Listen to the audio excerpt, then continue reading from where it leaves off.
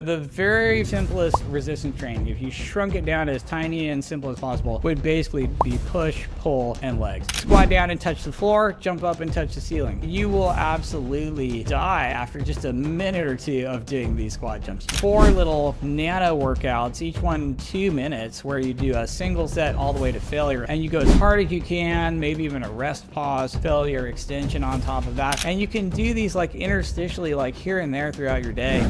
So there was a graphic in your book which mentioned that you can't outrun a bad diet and you can't out diet a zero training.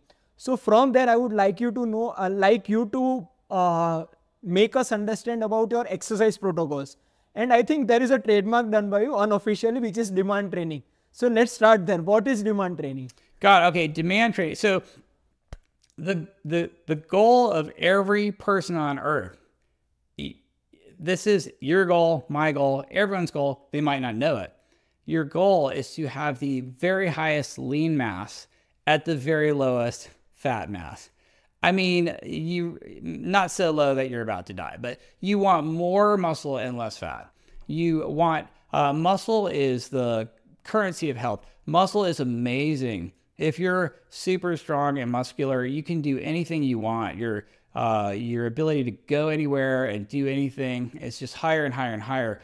And as people get old and frail and run out of muscle, the difference between the most they can do and the least they can do gets smaller and smaller and smaller and smaller. And then they're in a nursing home, and then they lay in bed, and then you're dead. So muscle is what allows you to do stuff and live your life. And it's like a superpower, being strong and muscular and being able to just do whatever you want in your environment. So you always want the highest muscle and lower fat, because the lower your fat mass gets, the longer you're going to live. The higher your muscle mass gets, the longer you're going to live. You can look at a graph of longevity, and it goes up with lean mass and down with fat mass. So you're trying to get more lean mass, less fat mass. As your fat mass goes down, you're more and more insulin sensitive. You have lower insulin, triglycerides, lipids of all forms, glucose, A1Cs, all of these things get lower and lower and lower. As you get more muscle, you have more mitochondria, more energy, more ability to produce wattage and exercise. You have a better glucose disposal. You can eat tons of carbs and whoop, your muscles just suck them up. But demand training is, getting muscle is an adaptation that's very costly and expensive and hard for your body. Muscle tissue requires a lot of calories just for basal metabolic rate. When you're just sitting there, your muscle burns a ton of calories and your fat burns almost no calories. So muscle is expensive tissue for your body. Your body is not going to waste a bunch of calories building it and maintaining it unless you absolutely need it. So you will not get any more muscle until you tell your body that you have to have it for survival. Your body is this survival machine. And if you're just sitting on the couch all day, your muscles will all just completely shrink away to nothing because you don't need them. So why would you have them? Your body's going to save calories. But if you communicate to your body, we don't have more muscle, we're going to die. Your body's like, oh, okay, yeah, let's do that. So like, that's what a maximum effort resistance training does. If you're doing push-ups, right? Let's say I do 10 push-ups every day for the rest of my life. 10 push-ups. I do 10 push-ups. It's not that hard. I'm like, it might be hard the first time or the second time, but after about a week, I can do 10 push-ups, no problem. I can do 10 push-ups every day of my life. That's, 20 trillion push-ups. I can't do math, but it's a lot of push-ups. And, I will never get any more muscle. 0, period. But if every day I do the hardest set of push-ups I possibly can, I go all the way to failure. I make it harder by doing one arm push-ups. I might do handstand push-ups. Yeah, I might, you just make them more and more difficult. The ultimate would be a one arm handstand push-up. You just completely progressively overload it and do the hardest set of your life every single time where you're about to die. Okay, that sends a big signal to your muscle. We have to get more muscle or we're going to die. Look, we almost died. Like, look what happened. I felt like I was going to die. I need more muscle. And that is demand training. You're demanding an adaptation from your body. You can do that with cardio by pushing intensity really high. Your body will adapt. You'll get a higher cardiac output. You'll get more capillaries in your muscle. You'll get better oxygen carrying capacity. Your VO2 max will go up. You can do that with resistance training, of course, all of your weightlifting type exercises. And that's how you force your body to adapt. You're looking for these positive adaptations that your body will only do if you give it a super good reason, a survival-based reason, like we're going to die without it. And that's what you have to do to get as much muscle as possible. You actually have to do two things. You have to eat enough protein, but more importantly, you have to have the stimulus from training. And that's why everyone should be doing some sort of resistance training and prioritizing protein. And when it comes, so there are two things that you need for optimum body composition and health, diet and exercise. And it's really just straight down the middle, 50-50. One is not more important than the other. You absolutely... It is yin and yang. It's yin and yang. You have to have both. You have to have both together. And so it's absolutely critical to nail both sides of these. I want you to clarify to a few of the resistance training concepts which you mentioned in the book, which are failure extension, triple failure and all that, so that the people who are just starting out have a fundamental knowledge about what they are getting into. So first of all, I would like you to let us know about the failure extension techniques. And along with that, please mention the triple failure also, the eccentric, concentric and isotric triple failure which you mentioned. Oh, got it. Right. So the idea with resistance training is to do a certain move in a very particular way to create the absolute most tension and failure in your muscle to send this very, very strong signal. So like, let's say I just do aerobics for an hour. I'm dancing around, I'm doing jumping jacks, I'm doing aerobics. I'm never going to build more muscle. I'll burn calories. I'll burn a couple hundred calories. That's good. I'm more active. That's helpful. I get a little bit of cardio. I'm in better shape with endurance and cardio. That's good. But I'm not going to actually build more muscle specifically. You have to, it's a specific adaptation to imposed demand. If you want more muscle, let's say I'm doing a push-up. This is a pushing, upper body pushing exercise. I want more muscle in the pushing muscles of my body, right? I have to specifically challenge that as hard as I can and send this message. So what you do is you do push-ups. You're trying to hit failure in a 5 to 15 rep range. So you do whatever push-up variation that's going to make you fail somewhere in there. Like if I could do 50 regular push-ups, I need to do diamond push-ups. I need to do one arm push-ups. I need to do elevated push-ups with my feet up. I need to do handstand push. I need to make it harder. I'm trying to fail in a 5 to 15 rep range for optimum muscle hypertrophy. And what I'm doing is going all the way until I can't do another push-up. Like I'm pushing and I'm just stopped. I cannot go at all. That's what we call concentric failure. So you'll reach this point.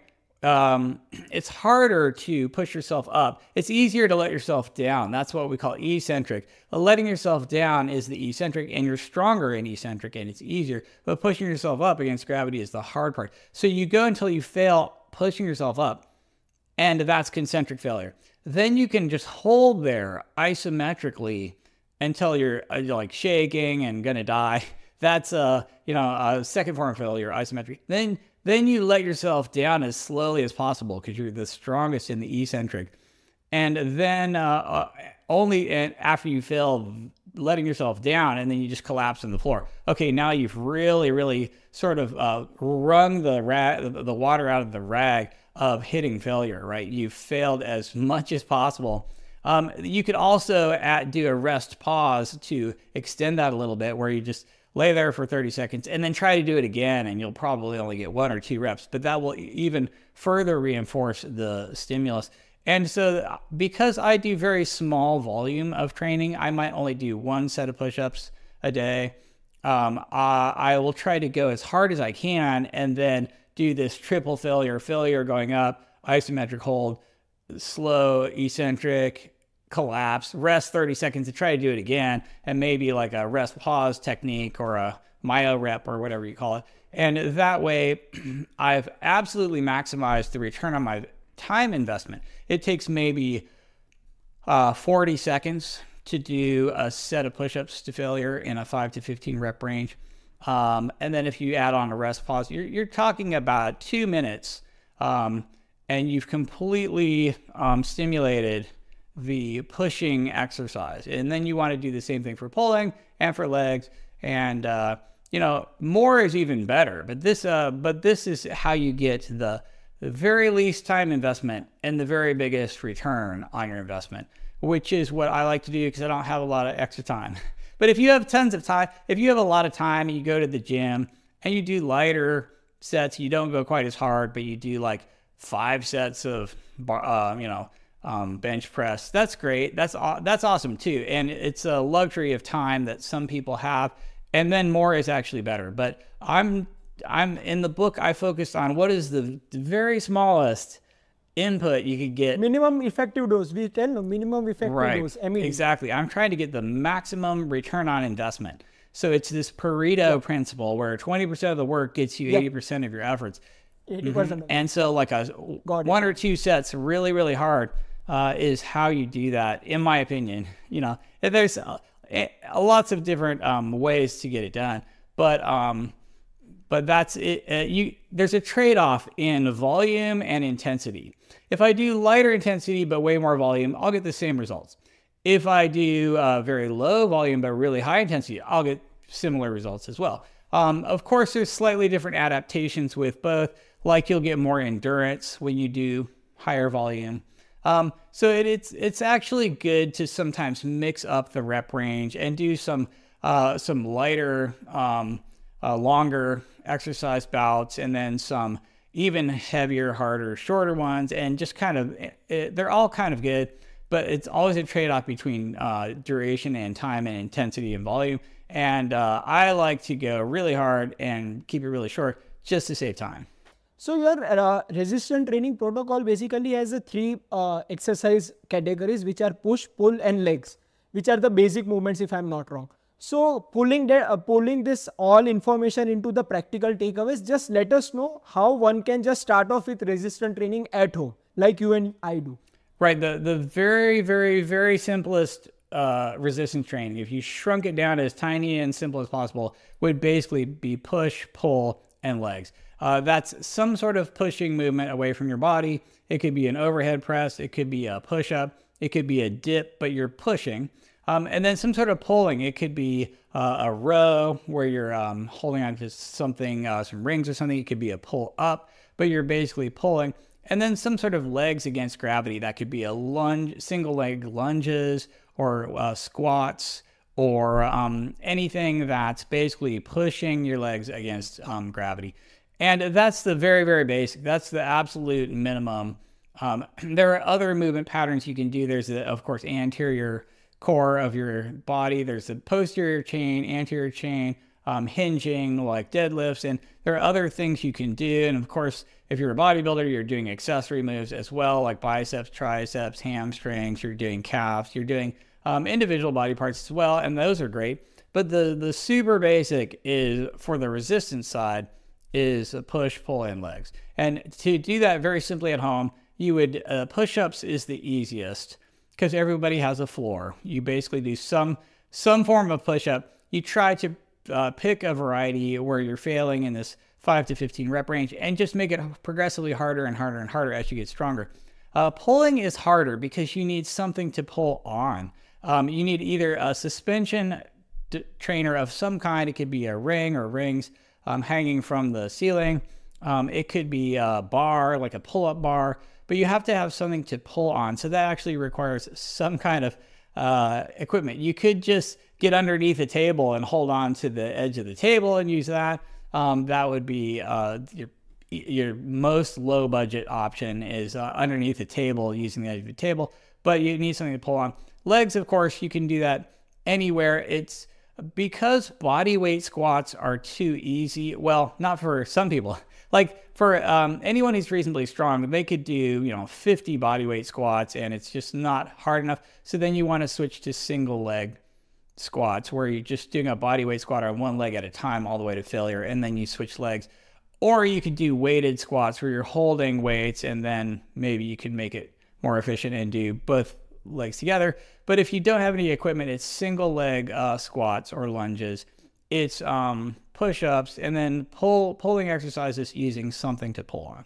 So like this, I want you to tell us about cardio, because we know that with resistance training, there is other important exercise which you have to inculcate in our daily life, which is the cardio exercise, aerobic exercise. So what's your protocol for the cardio segment of the exercise? Right. So just how we said that diet and exercise are 50-50, and it's right down the middle, and you have to have both. You can't do one or the other. When it comes to exercise, resistance and cardio is the exact same way. It's right down the center. You have to do both. Cardio is super important. So like VO2 max, which is how much oxygen you can burn doing cardio, is that number is the most associated with longevity in humans in general. So having high cardiorespiratory fitness and a high VO2 max is more linked to longevity than pretty much anything. So you want to be in good cardio shape. You're only going to get that if you demand it from your body. So again, you have to demand adaptations from your body. Cardio is sort of similar, where you can go really hard for shorter periods of time or really light for longer periods of time and get similar benefits. There are slight differences to the adaptations you get along those rep ranges. So if you do more endurance, you're going to get more mitochondria, you're going to get more capillaries in your muscle, you're going to get better at oxygen delivery. If you do a shorter, more high intensity, you're going to get adaptations for like sprinting and quick bursts of output. So you want to do some of both ideally. But the idea is to challenge yourself either way. If you're going really, really hard, it's easier to challenge yourself because you can only do that for a couple minutes and you're just going to collapse. That's great. If you're going pretty light, you have to go a lot longer and challenge your endurance. Or you can go somewhere in between. But no matter what, you're trying to make it hard on yourself. You're trying to make it difficult on yourself. You're trying to impose a demand on your body to drive a specific adaptation, which is being in better shape, either having more cardiac output, more oxygen delivery, more mitochondria, more all the different factors that give you endurance and respiratory fitness. You want to drive all of those. So it's good to do shorter, harder intensities, longer, lower intensities, but either way you have to challenge yourself and try to drive an adaptation. So your favorite exercise for cardio is HIIT, which is high intensity interval training. So just let us know what protocol you suggest for your patients as well as our viewers. Right. So I am focusing on the higher intensity, shorter duration side just because it saves time. And I'm trying to get the maximum return on the minimum time investment. And so the harder you go, the shorter you are capable of doing it, but the faster you get an adaptation from the amount of time you invested. So I like anything that produces a high amount of wattage. If you're in good shape, you can just run. You can just, I like sprinting up a hill and then walking back down. That's an easy way to do sprint intervals. You sprint up, walk back down, sprint up, walk back down. I also like, if you don't have, if you're just stuck in one place, you could just do squat jumps. You squat down and touch the floor, jump up and touch the ceiling, floor, ceiling, floor, ceiling. You will absolutely die after just a minute or two of doing these squat jumps. You can generate so much wattage and so much fatigue in such a small amount of time. It's quite amazing. So I like sprinting, especially uphill and walking down. I like squat jumps. Jumping rope is good. I like anything that's like burpees or something that's just challenging and hard. And of course, I also like longer you know, about once a week, everyone should be doing a longer, more endurance form where they're just like running at a lower pace and or something like that. You know what I mean? Trying to get a little bit more of the endurance adaptations because it's always good to use both ends of those adaptations. But my favorite is the time-saving, higher intensity workouts. So Ted, our primary audience is around 25 to 35 age group males. And in this age group, there is a lot of career focused time management. So as in if there is a 16-hour waking window, I think for this age group, 14 to 15 hours will be somewhat related to their work only. So in your book, there was an important concept called nano workout. I think this is the ideal for this age group, our maximum viewers also. So just let us know about what nano workout you will suggest for us viewers. Right. So we've talked about you need resistance training and you need cardio. And when it comes to resistance, you need push, pull, and legs. So there are these different components that can actually be just done separately. So like, let's say I'm just standing around waiting for something. I could do a really hard set of push-ups right there on the spot. It takes 2 minutes. I've maximally stimulated the push adaptation for strength that I'm looking for, and I'm done, right? I cross that off my list for the day. Then somewhere else I can do some squats, some lunges to failure on each leg. Then later I could do my blast of cardio. I could do my squat jumps. I could do my sprints. I could do my burpees. I could do something like that. And you can separate all these out. And then you could, when you have access to something to pull on, you could do a pulling workout. So you could actually do, you know, these like maybe 4 little nano workouts, each one maybe 2 minutes, where you do a single set all the way to failure of a pushing or a pulling or legs or cardio. And you go as hard as you can, maybe even a rest pause, failure extension on top of that. And you can do these like interstitially, like here and there throughout your day, wherever it's convenient, whenever you have a little bit of time.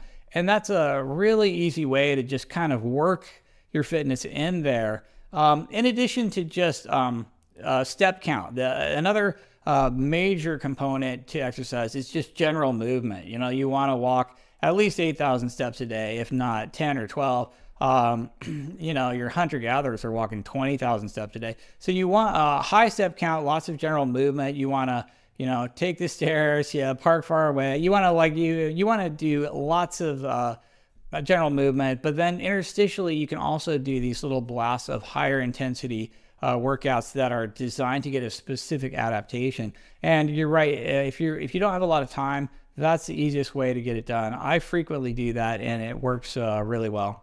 दोस्तों ये video अगर आपको valuable लगा तो इसे like कर अपने सारे दोस्तों से इसे शेयर कीजिएगा। इस चैनल को सब्सक्राइब तो आप कर ही लेंगे। चलिए मिलते हैं।